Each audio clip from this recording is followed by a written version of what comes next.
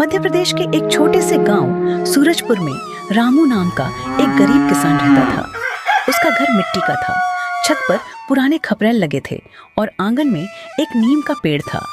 रामू के परिवार में उसकी पत्नी सीता, बेटा मोहन और छोटी बेटी गुड़िया थी। रामू के पास ज्यादा जमीन नहीं थी, केवल 5 बीघा खेत था, जिससे पूरे परिवार का खर्च चलाना मुश्किल होता था। फिर भी रामू कभी मेहनत से पीछे नहीं हटता था।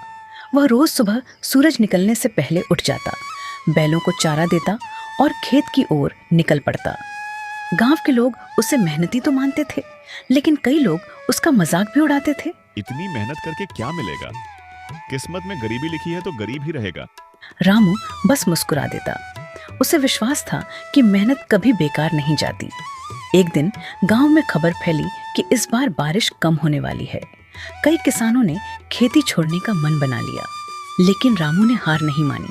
उसने तय किया कि चाहे जितनी मेहनत करनी पड़े, वह अपने खेत को सूखने नहीं देगा।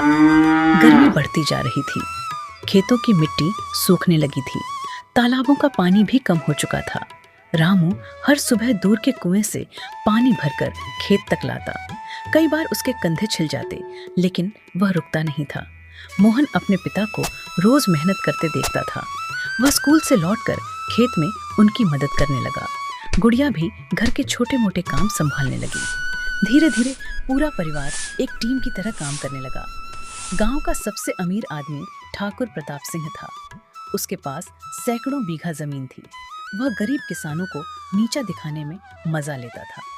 कुछ दिनों बाद गांव में एक सरकारी अधिकारी आया। उसने किसानों को नई खेती तकनीकों के बारे में बताया।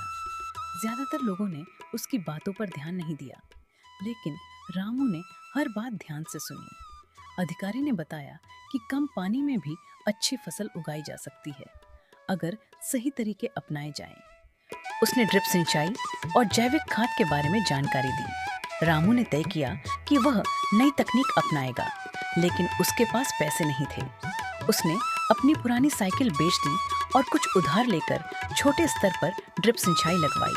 गांव वाले फिर हंसने लगे, लेकिन रामू ने किसी की परवाह नहीं की। कुछ हफ्तों बाद उसके खेत की फसल बाकी खेतों से ज्यादा हरी दिखाई देने लगी।